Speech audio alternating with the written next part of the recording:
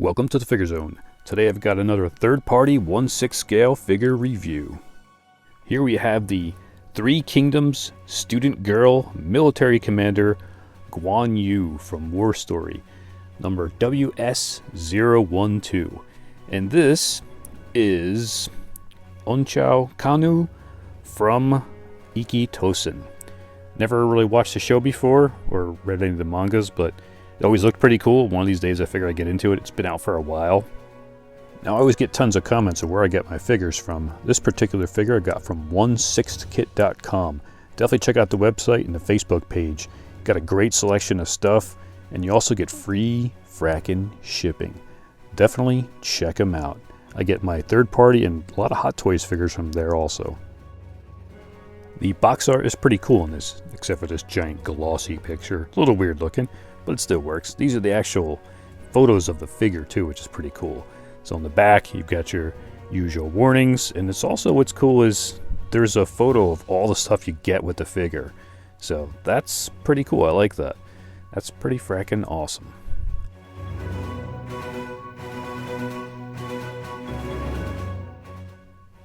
And when you open up the box, you got the figure inside of the plastic clamshell, and she does look really frackin' awesome. Now I'm totally digging on this figure after playing with it for a little bit, doing poses and stuff like that too. You could pretty much get her to pose in these poses if you like. This is a seamless body. I think it's a TB League. It smells like a TB League. They have like a particular smell. So now with this figure, you get some pretty cool accessories. You got the basic kind of stand here. What's cool about this one, nothing sticks out in the front of it. It's kind of flat in the front. It's got the thing printed on there. I like that idea. A lot of the Star Wars ones, it ends up falling off or it gets too much room and you got to take it off. So this is a space saver. You got the crotch grabber. Now she's got these open hands with the red gloves. It got some nice detail on the painted fingernails. And she also has some gripping hands too with gloves. Those are for the main schoolgirl style outfit. They are not that bad to put on, surprisingly, even though the peg is a little bit further in. Now you have her staff that was used by Guan himself there in the many stories. And it comes in two pieces. It's made out of plastic, but it looks like metal.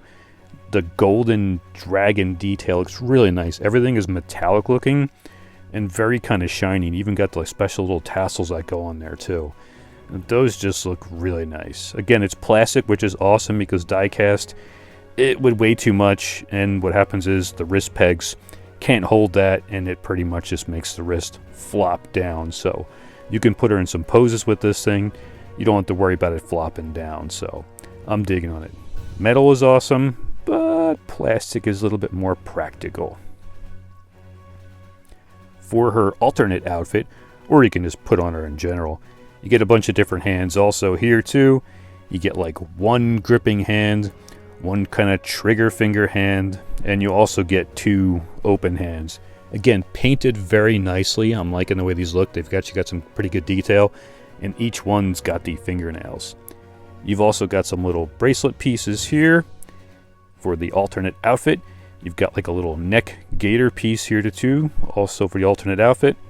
These boots do look awesome. They got some great detail, but trying to slide a seamless body into a giant boot like this is going to be tough. You might have to wrap up the legs a little bit with some kind of a saran wrap possibly, because sliding a seamless body into clothing in general is rough, and these things look even crazier. Then you got to get the ball peg in just right. And this is her Cheng Sung kind of outfit here with the screen printed dragon. It's very metallic. Again, it looks very cool. So yeah, you have an alternate look for her, more a look of the Guan character himself, kind of, sort of, but the female version. So yeah, and you also get the basic schoolgirl look, which is the look I would go with myself. We'll talk more about the extra clothing here that you get for the extra set, because it's got a lot of stuff going on there. Hey, do me a favor, if you're enjoying the video, these third-party reviews and previews, hit that thumbs up button. What happens is an algorithm is created in the Matrix, and it helps to share this video with more and more people, the more interaction that happens with the video. So a thumbs up equals a share. Thanks so much. And here is the figure. I gotta say, she does look very, very cool. They totally nailed her signature hair look with that little spiky piece sticking out on the side. They did a great freaking job here. It's got some kind of product in there, so it's a little bit like crusty-ish feeling almost on there, so it will stay. You don't have to worry about the top of the hair anyway getting all crazy. It looks very nice. It's got blue and black, like metallic streaks going on. And it has like this little plastic clip keeping the ponytail kind of together, but it definitely does not stay inside the ponytail holder. If you just touch this thing and your hands are slightly like chapped or it gets caught in a piece of her clothing, the hair just kind of lifts out of the ponytail holder piece. So you got loose hairs going everywhere. That's one of the biggest things with this figure, but besides that, it looks really cool. The outfit is pretty much what she wears. You can move the clothing around a little bit too to adjust, which is pretty cool. And to complete her outfit and give her more of a PG-13-ish look, she comes with a pair of women's underpants.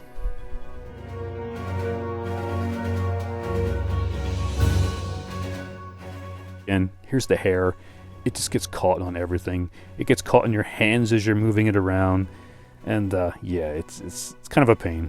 But the skirt's cool. Again, you can adjust it. It looks like you can take it off at the top piece right there. Everything is removable because they give you the extra clothes for the outfit. One of the biggest things in this is when I tried looking here to see exactly what the body looks like, there's actually like a mark from the actual panties, so I just took those off. But this is an anatomically correct 1/6 scale body if you're curious what is under there, because it's good to know which bodies you're dealing with there. Some of the bodies are, sometimes there's nothing in the front at all, nothing in the back. Sometimes they're smooth in the front and there's stuff going on in the back, but this one is anatomically both front and back. And I just pretty much eventually took these panties off because they left a mark, like a little dent. It's not there anymore, but it was there when I first got it, so I took those things off. There's no freaking point. And again, here's the problem with the hair. Gets caught on everything. Hands. Her cool sock-looking things here look pretty awesome. It's got like a little tight piece to keep it up top to keep from sliding down. And it's kind of like a multi-layer piece. It goes down and kind of loops up, then attaches to the bottom of the ankle area there. Her shoes have some pretty good detail in there. There's some strange shoes. They look almost like men's dress shoes, like brown. So interesting. That's an interesting look they went with. I'm not sure if that's exact school attire for like Japan, but it looks like men's shoes, but you get full range of motion. Again, this is a seamless body. So of course you shouldn't use one hand to bend this because I'm doing it on camera, but you can pretty much put this in almost any position that a human can go into. So again, but be careful, because if you bend it too many times, it could eventually start to get a little bit more strained with the metal inside. So of course, take care, but you can pretty much bend this thing into tons of positions. So her being a martial artist, which this kind of body is perfect for. And here's the problem with the hair again, gets stuck everywhere. I'm thinking of actually cutting that clip somehow and adding some kind of other clip. I'm not sure how to do that, but I'm sure I'll figure something out eventually. I have no place to display her right now anyway, so she's pretty much going to be left in the box, unfortunately. For body-wise also, this is the large breast body, and you can see there's anatomically correctness going on, but nothing's painted. So you'll find this out too when you do the exchanging of the clothes, so you can put the alternate outfit on. And speaking of the alternate outfit, here is some photos of her in the alternate outfit.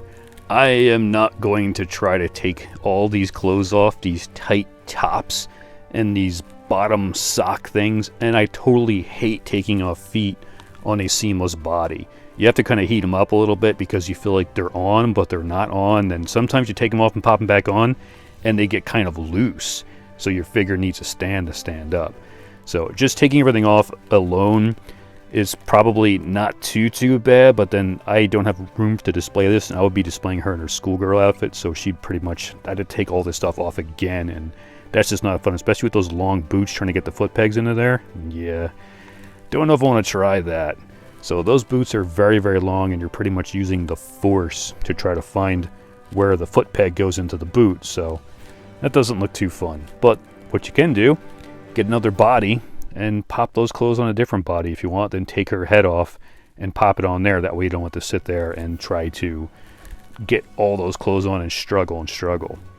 So yeah, she's got some great posability here. She looks awesome. She photographs awesome. And I'm totally loving this Kwandao staff here. This looks really fracking nice. The detail on that thing is crazy. But again, pose her any way you want. Like I said before, she's a martial artist. Any kind of martial arts kind of figure needs a seamless body, because you need to do stuff that a usual 1/6 scale jointed body sometimes can't pull off. So she looks awesome. If you're a fan of this series, definitely try to scoop her up, because sometimes these figures come out and then once they hit, they tend to go up in price, sometimes doubled, sometimes even triple the price, and then they get super hard to find. You got to get them off of eBay and pay crazy shipping, and taxes on eBay is not fun anymore. So if you see her anywhere, scoop her up if you're a fan. She looks really awesome. The only downfall of this figure, again, is the hair. The hair is that little tiny clip, and every time you touch this figure and move it around, the hair is so long, it's longer than the actual figure. Your hands get caught up in the hair, her hands get caught up in the hair, and you end up like pulling it by accident, and pretty much you start pulling the hair out of the little tiny ponytail holder. The figure itself, the hair is not like coming out, but it's just so long it's getting wrapped around everything.